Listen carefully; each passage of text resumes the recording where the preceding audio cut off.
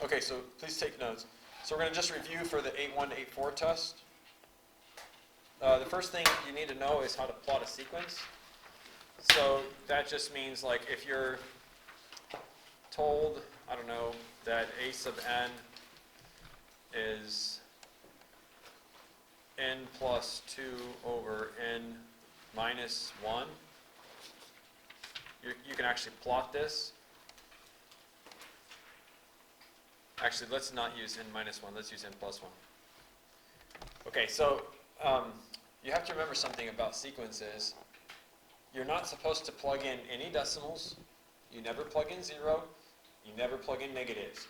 The domain is integers only. N is a positive integer. Okay, so 1, 2, 3, 4. You know the numbers you learned when you're 3 years old. Okay, so we'll plug in 1 first, and we get 3 halves. So this is the point 1, 3 halves.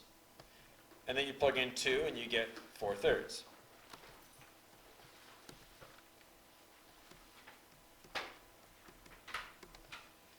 And you plug in 3, and you get 5/4. And this never stops. You just keep going bigger and bigger. But you never plug in 0. You never plug in negatives.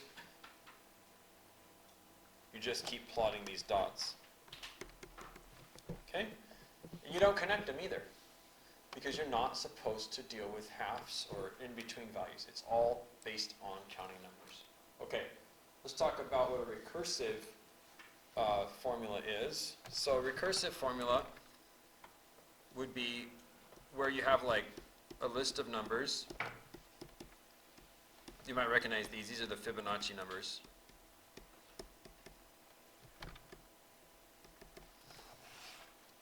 Or the Fibonacci sequence. And the easiest way to understand the Fibonacci sequence is that it's a recursive pattern. That just means that what you have in the 5th spot depends on what was before it, see? So for example, you can see how this is being created. 2 is just the sum of 1 and 1. 3 is just the sum of 1 and 2. 5 is 2 plus 3, and 8 is 5 plus 3, and 13 is 8 plus 5, and 21 is 13 plus 8, and so forth. In fact, you could probably predict the next number for me. What's the very next number? It's going to be the sum of the previous 2. 55. So you add these two guys together. That would give you the next number. So this is a recursive pattern, and the recursive formula would look like this. Any number in this list is the sum of the 2 numbers before it. That's a recursive rule. Can somebody think of a different way to write the same exact rule? Bless you. Let's say I wrote it this way. A sub n plus 2. How could you fill in the blanks here? What is that? What plus what? A sub n and a sub n plus 1. These are the previous 2 terms, right? The term that comes before a sub n plus 2 is a sub n plus 1. The term that comes before that is a sub n. So this means add 2 terms and you get the next. But there's many ways to write that, you see. But that's the recursive rule. Now an explicit formula is where you have actually like a function, and you can plug any number you want into it to predict that number in the list. So for example, let's say that you have a list of numbers here, and then there's a little formula here.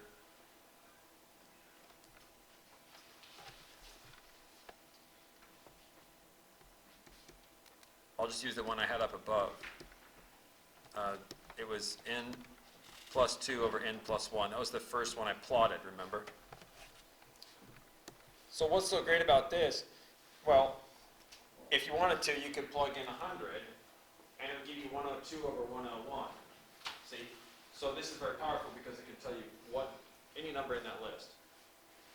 And that's called an explicit formula, or a general formula, or an nth term formula. There's actually several names for this. Let me give you more names real quick. Sometimes it's called nth term formula. And in your Algebra 2 book, which was the last time you saw this concept, it was called the general formula. general term formula. Okay?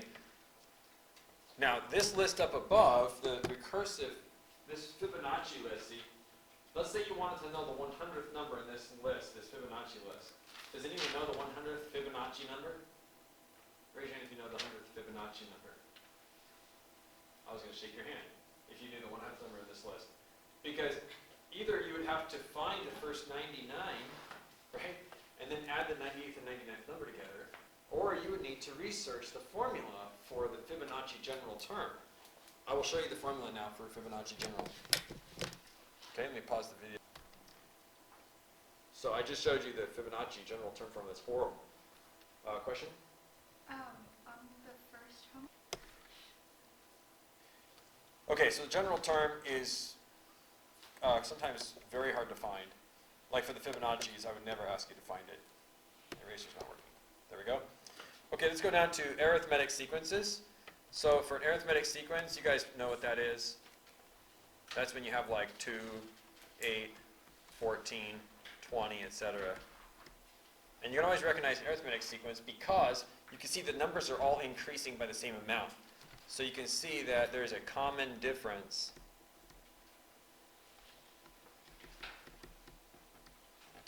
if you subtract any two neighboring terms, you keep getting 6.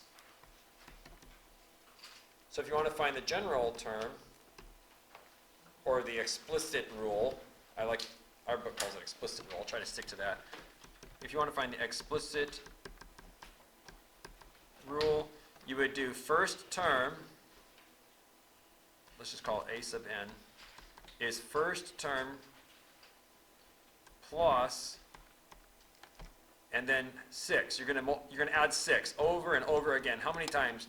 n minus 1 times. Because, let's say you wanted to do the 100th number in the list, you would add 6 99 times. It's just common sense. If you want a recursive rule, this is just asking you to compare any two neighbors. So the recursive rule is a little bit simpler. It's just any term will be the previous term plus 6. So that would be your recursive rule. So there are some sequences where it's really easy to find both the recursive rule and the general rule, the explicit rule. This will predict the 100th number in the list. This will predict the next number in the list. That's what it's for. That's its job, right? So they're both kind of like functions.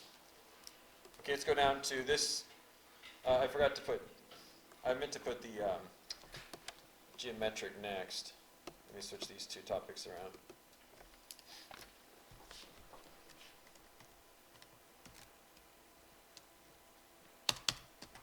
There we go, sorry about that. Okay, geometric sequences. You guys know what a geometric sequence looks like, right? It's when you have like 2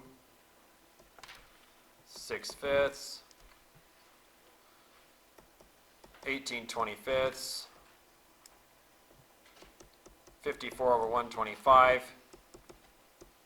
Maybe some of these are negative, like the second one is negative and the fourth one is negative, like that. This is a geometric because there's a common ratio going on.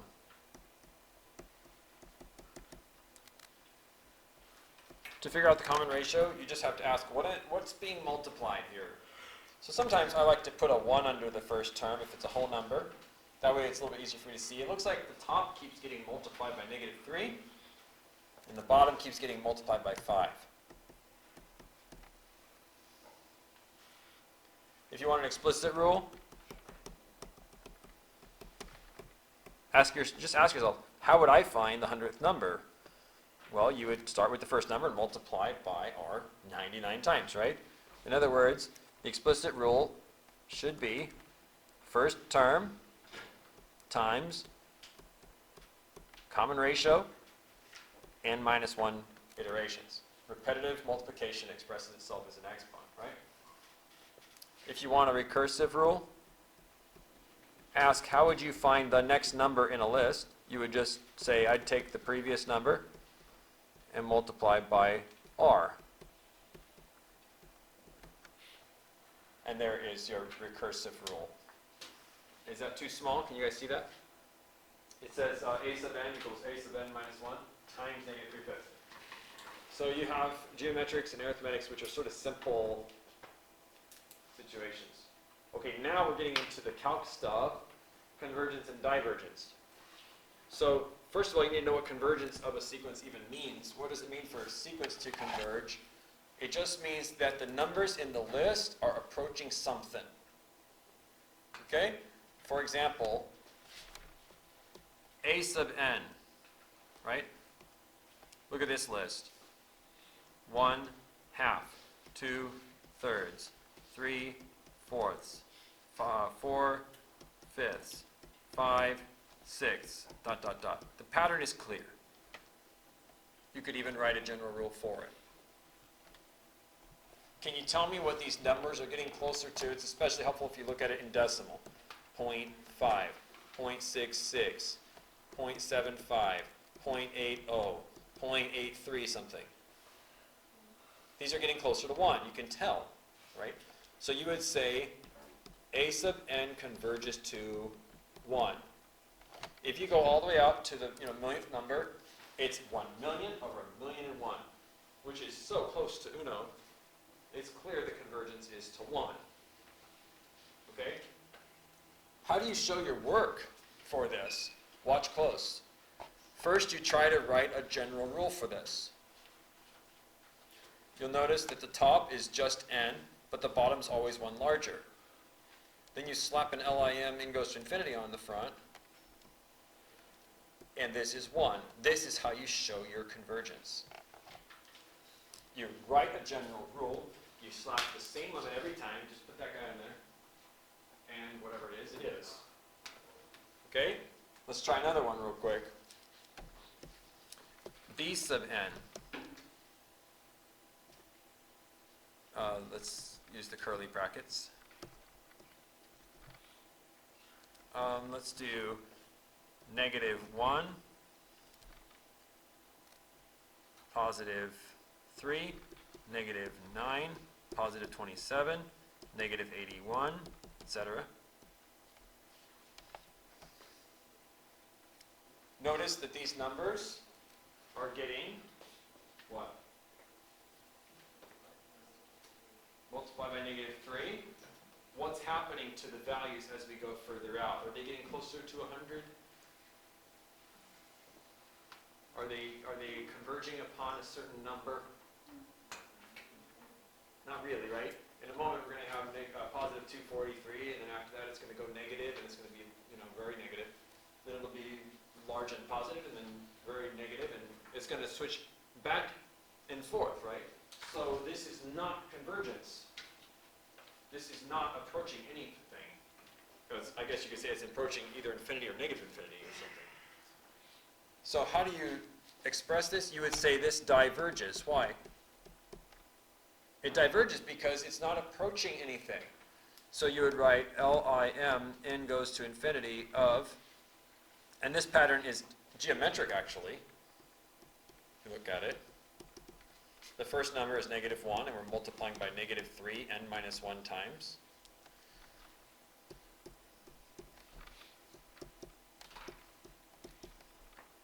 But this limit explodes, and it does not exist, actually.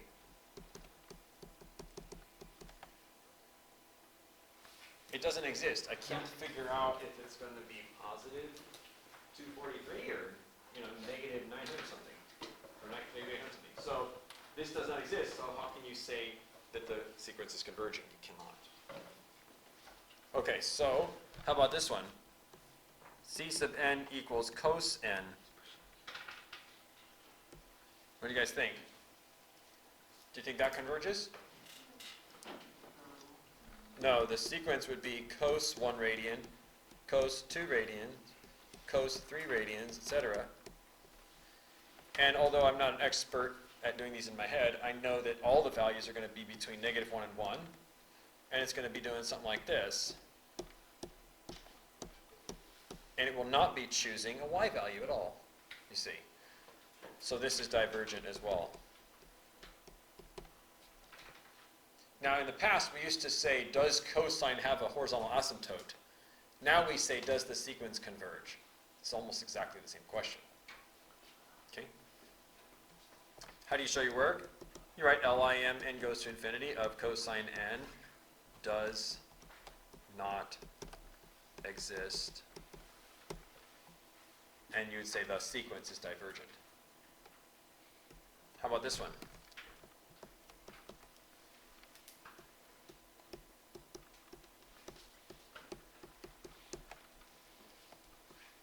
Now I've given you an explicit rule, so you don't have to write out terms. You can if you want, but why not just slap an LIM on the front? Like that. Bam! Look at that. I just stuck it on there. Why? Because I'm testing for convergence. What does this come to, or go to? What is this limit? You guys should be experts at this after Mr. Lynch's class. 2n. Okay, it goes to 2n, but n is growing, right? Infinity. Right, it's top heavy. So if that's the case, this is divergent. That's not a number last I checked. So on my test, you have to say the sequence diverges, and you'll have to justify it. And to justify it, you write the limit. And you show me that it's non-numerical. Okay? Okay, let's go on to our second topic. So our second topic is this one, L'Hopital's rule. You guys are good at this. The rule just says basically, you know, if you have limit, x goes to a, and this is like f of x, and this is g of x, you can find this by simply taking derivative of top and bottom and trying the limit again. You can even continue this if what? What are the requirements? What are the requirements? Can we just use L'Hopital's rule on everything? What's the rule? It's got to be 0 to 0. Yes. Infinity over infinity. F of a and g of a have to be 0, or they have to be infinity over infinity, right?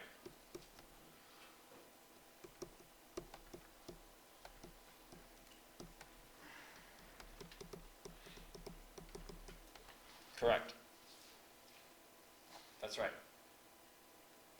And this goes for your second iteration too. If you want to try to repeat L'Hopital's rule, make sure that these conditions are still met. How many of you did a L'Hopital's rule problem in this chapter, maybe, when you work on your homework packet, and then you realize the answer is wrong in the back of the book, or you're wrong, I mean, you didn't get the right answer. Did anyone have that happen? Okay. So Lauren, did you ever take the derivative too many times? Maybe use L'Hopital's rule 3 times instead of twice? Okay. That's one reason why you might be getting the wrong answers if you overuse it, right? What are the tricks? What kind of tricks do we have? Don't miss this. It's on my test Thursday. I want to move on to chapter 9. I've got my notes raring to go. They're right here. Spent 2 hours making these last night. Ready to go. If this is a waste of time, let's not do it. The tricks. What are the tricks? Well, the only tricks really for this were when you're dealing with something like LIM, x goes to infinity, e to the x plus x to the 1 over x. You might remember this problem from the homework. You might want to consider using an ln on this. So let's just walk through it. So what was the trick? You write this first. How do we get rid of the power look? Put an ln in here, right?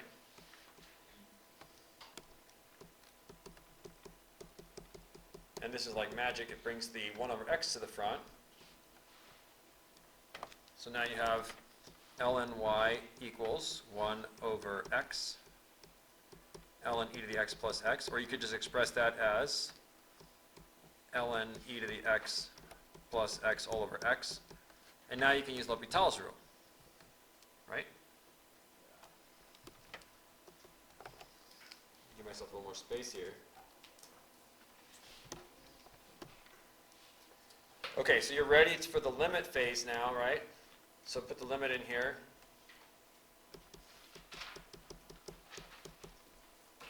And be careful to always use the same limit that you started with. So if the problem is limit x goes to infinity, then you want, of course, to use x goes to infinity here.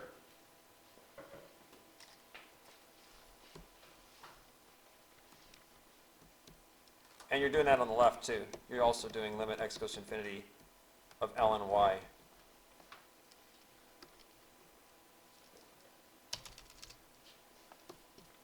Okay.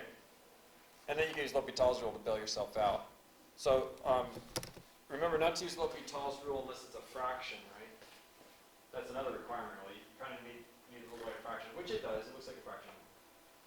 Take the derivative once, you're going to have a nice 1 on the bottom, and you should be good. What are you going to have to do when you're all done with your limit here? Yeah, you're going to have to exponentiate. You put the ln into this problem, so now you'll have to e it. So after you get your answer, you won't be fully done until you do e to your answer to get the actual answer. Final answer. Okay? So there's like an answer and then there's a final answer. You've got to e your original answer to get the final answer. You know that. Hopefully you won't mess that up. An old trick. So an old trick revisited. I want to remind you of this old trick. Here's an old trick.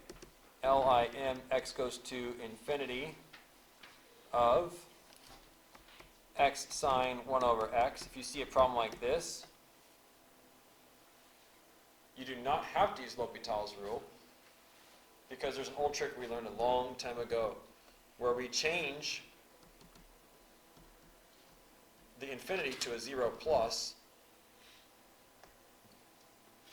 And what do we have to do to our function? Flip what? Flip any x's upside down. Right.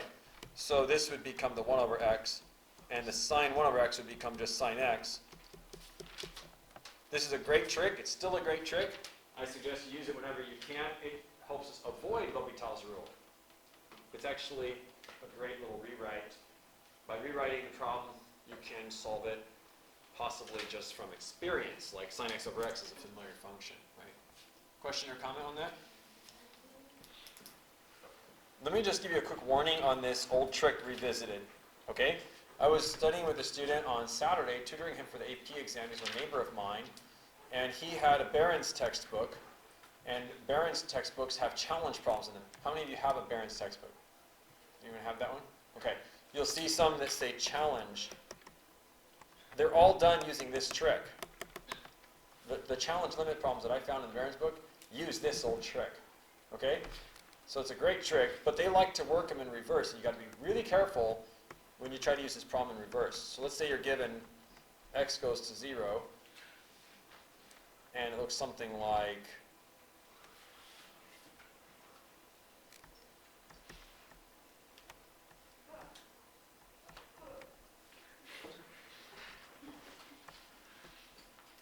let me make sure this makes sense. This is kind of a silly example because this one's actually easier to do without changing anything. But I want to just show you how you would use this to rewrite. Notice when I write x goes to 0, right? What side am I talking about? From which side? If you just see lim x goes to 0, which side is that implying you're coming from? Both sides, correct. So if you're planning on using this, if you're planning to change this to, infinities or something, if you feel that that's a great start to the problem, you have to do both. This means find both limits, see, and see if they agree. Do the left side, also do the right side. Check for agreement. So you could use this trick. You could switch this up and make this Lim x goes to negative infinity, and you'd flip all your x's. But you also have to do this one over here, changing this to infinity.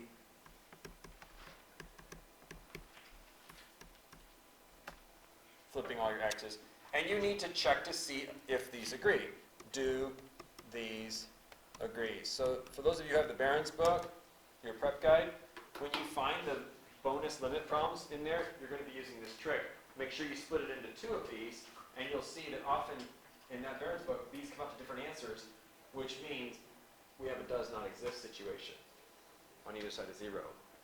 So you have to be really careful not to just say, oh, x goes to 0, I'll just change it to infinity or positive infinity. No, you have to do both and check them against each other. Okay? And this is a bad example, but you can see the rewrite, two of them, and check for agreement. All right? So now you'll go home and look at those, hopefully, if you have the parents' book. Relative growth rates. The rule is simple. If you find the limit as x goes to infinity of f over g, and you get 0, it means g grows faster. If you get infinity, it means f grows faster. And if you get L, that's a non-zero constant, then they grow the same. F and G grow the same.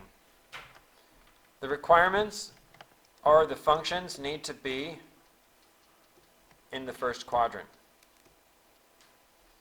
If the function does spend some time underwater, I like to think of this as water, okay? If this function spends any time underwater, it needs to eventually make its way up over the x-axis and stay in the first quadrant from that point on. Okay? So the rules we use for relative growth rates are for functions that eventually end up growing, or at least staying in the first quadrant. So even this function would qualify. This next picture, think of this as water. Okay? The graph comes up, it goes back down, it comes back up, goes back down, comes back up, goes back down, and then it starts to peter off and approach the x-axis from up above. But it may never enter the third quadrant or the fourth quadrant again after a certain value. So maybe it's out at x equals 100 where it makes its last switcheroo, but it needs to stop doing this eventually. Okay? So these are just some requirements. The transitive trick, laugh out loud. You're supposed to laugh when I say transitive, remember? Okay. The transitive trick is when you pick a third function. So I'll just show you, remember. Let's say you're trying to compare f of x and g of x.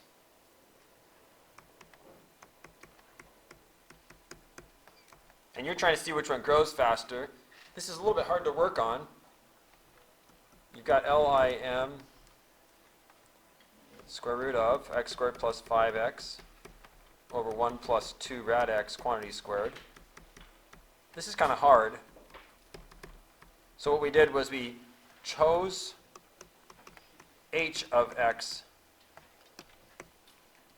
We chose a third function, remember. Maybe something as simple as x. And we did this test. This says let h equal x. So we go like this. LIM, x goes to infinity, f over h. And you show that this is a constant, non-zero constant.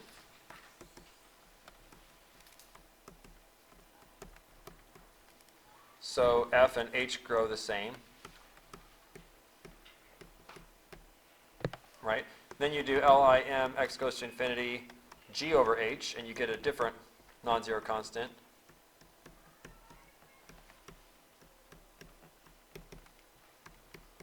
So g and h grow the same. And then by the transitive rule, f and g grow the same.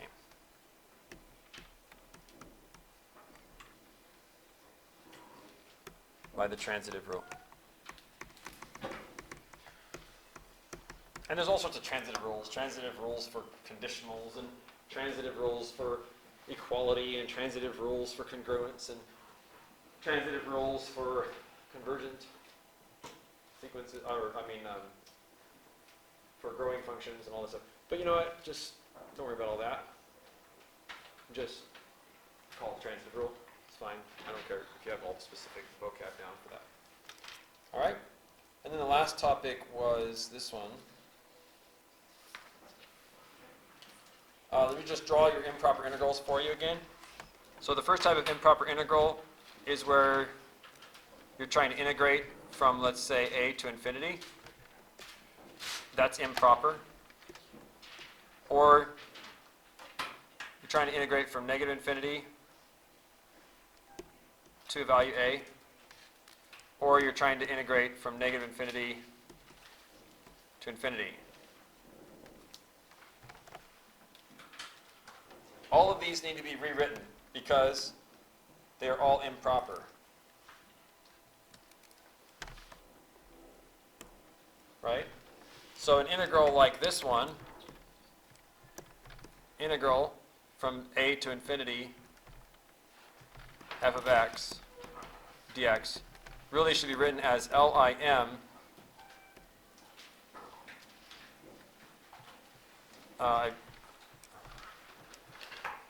I should write it as b goes to infinity and then a to b f of x dx.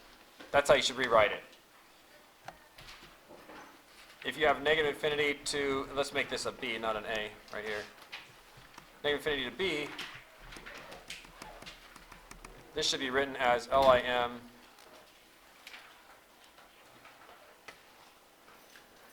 a goes to negative infinity a to b f of x dx.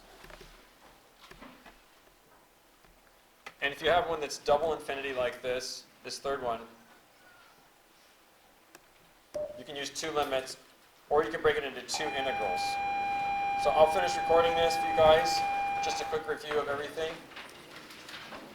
Make sure you're getting your packets done, okay? Yesterday I gave you a work day, and it was kind of a waste for many of you. So tomorrow we'll just do chapter 9. I'll finish the recording right now. Okay, the third one, you have a couple ways of doing this. Usually what I like to do is find a breaking point, somewhere between negative infinity and positive infinity, anywhere there, and just write as two integrals. So the limit from negative infinity to c f of x dx plus the integral from c to infinity f of x dx. And then this is still improper, but if you rewrite this as a to c f of x dx, your a value is approaching negative infinity. Let me move this out of the way here. I'll reorganize that in a minute. So we have LIM, a goes to negative infinity, plus, and then we have LIM, b goes to infinity, integral from c to b, f of x dx, like that. And that's really kind of the proper way to write it.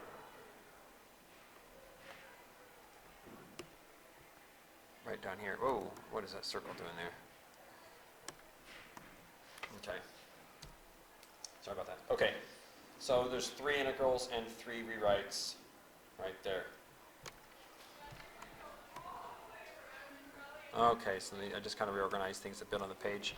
These are your rewrites.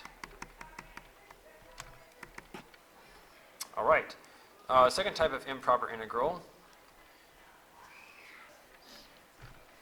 The second type of improper integral is where you're integrating, let's say, from an asymptote up to a value. So let's say you're trying to find this red area. The problem is there's an asymptote right at a, and there's the function's well defined at b. So you want to find this area. So you can't write ab for your limits of integration. You have to pick a value slightly to the right of a and call it c. And then you can write LIM. C goes to a from the right. So something like this would be more appropriate. Okay, that's a rewrite. Okay, and then the second situation, second drawing. Move this over here. Okay, second drawing would be, if you had this, you're going from A to B, but the asymptote's at B.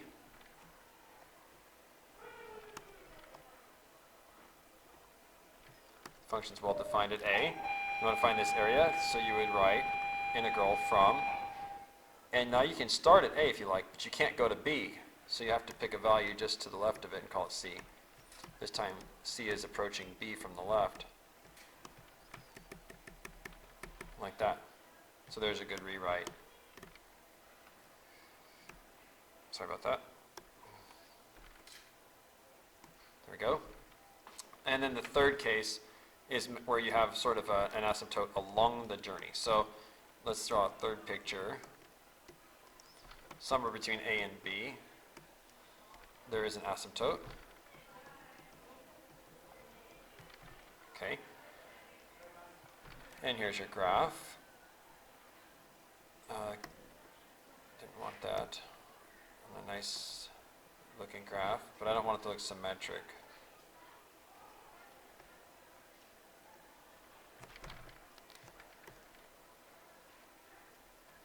Okay, so this is your third graph here, and you're trying to find this area. And the graph is well defined at A and B, but somewhere in between there is a break in the graph. All right, so let's just say that that happens at K. How are you going to work around that? Well, you're going to have to do this in two integrals anyway, because it's two parts. So you're going to integrate from A to, and then let's pick a C that's just to the left of K. So we'll call this the integral from A to C. And then we'll go from C to B, where C is on the other side of the asymptote. So from C to B, f of x dx. And then we're going to need two limits. So we're going to write two limits in here.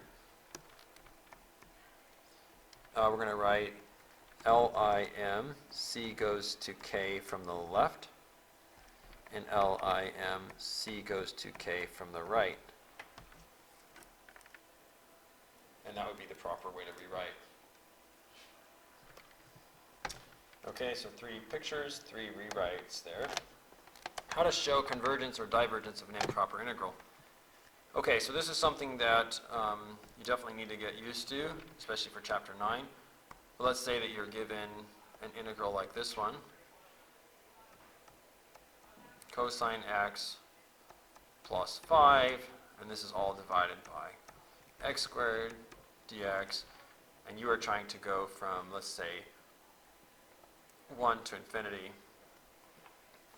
Okay, so the first thing is, this integral is way too hard for us. Second thing is, it's improper. How do we even know that this has area? So I'm going to try to show that it has convergence and that it actually does yield a numerical value, but I'm going to show it by comparing it to two other integrals that I know I can solve. Okay, so the first thing I'm going to do is I'm going to pull out that function, and I'm going to sandwich it between two other functions that I know. Okay, the 0 function and the function 6 over x squared. Now, where did I get 6 from? Well, look closely at this right here, cosine x plus 5. This really never gets very big, does it? Cosine at its greatest is 1. Isn't that true? Cosine at its very, very greatest is 1. So that being said, we know that cosine x plus 5 at its very greatest is 6. In fact, 5 plus cosine x is 5 plus negative 1 all the way up through 5 plus positive 1. In other words, this is going to give us something between 4 and 6 every time. You can take out your calculator and type in 5 plus cosine, whatever you want, and it's going to be a number between 4 and 6 inclusive. Okay? So I've actually got it sandwiched here between 0 and 6 over x squared. Okay, now I just need to look at 0 over x squared, which is such a simple integral. 6 over x squared. Yeah, 6 over x squared is such a simple integral. So I'm going to go ahead and find the integral from 1 to infinity of 6 over x squared dx. So first I'm going to write it in proper form. LIM, b goes to infinity, 6x to the minus 2. We're integrating from 1 to b. So the antiderivative is negative 6x to the minus 1.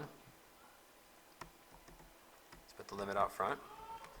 Negative 6x to the minus 1. We're plugging in 1 and b. And we get LIM. B goes to infinity. And it's negative 6 over b minus negative 1, or negative 6 over 1.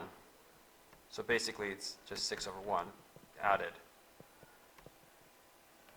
Now when b gets large, this part vanishes, and I just get 6. So this integral is literally just yielding 6. So here's what we're saying.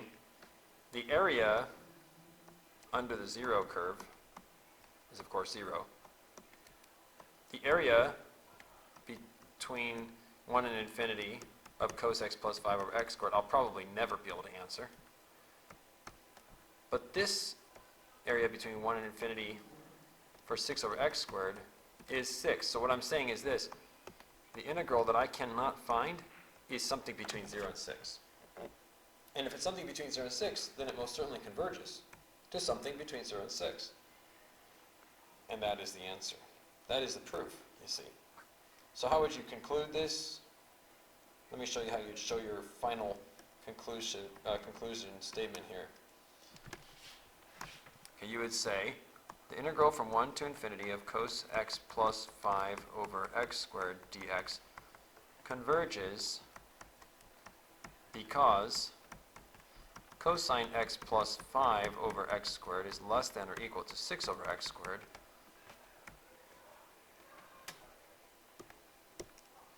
and integral from 1 to infinity of 6 over x squared dx equals 6. Or converge, probably should just put converges to 6. Looks a little better. We put converges to 6. Converges to 6. Therefore, well, I guess we already said our therefore because we have our because. So we have our cause and effect. Good. Okay, so there it is. And the last thing I want to comment on is that all integration types that we've discussed are fair game. Okay, so when you guys are trying to solve this integral, for example, you might want to use parts. If you're solving this integral,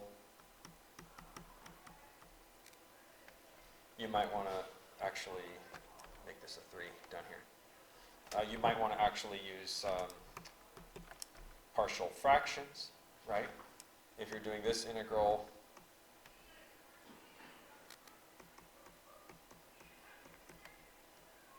you might want to use free lunch, right?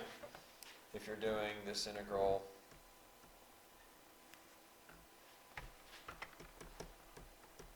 you might want to use tabular, right? If you're doing this integral,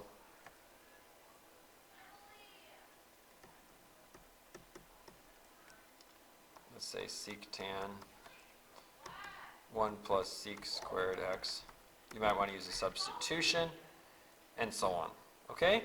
So just keep that in mind, and that last example is not very good because it's got asymptotes in it. So, but my point is, you might want, if you're working on any antiderivative for any particular reason, you may end up needing to use these various methods. So they're all fair game, and of course, you need to know special things like, if you're trying to integrate this, you get ln x, right, plus c, don't forget to have some values.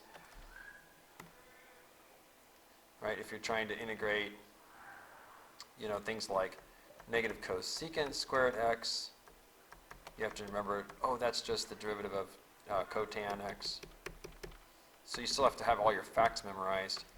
Oh, and including, don't forget, reminders, if you have like log of x, or I shouldn't say log of x, I meant to do, sorry, I was going to have you do 10 to the x. If you're going to integrate this, it's going to give you 10 to the x over ln 10. And that's because when we're not dealing with base E, we have to have a correction factor either top or bottom for that. So just review all those rules. They're all in chapter 3. You can go back and look them over. Well, I hope you do well on the test. We start chapter 9 tomorrow.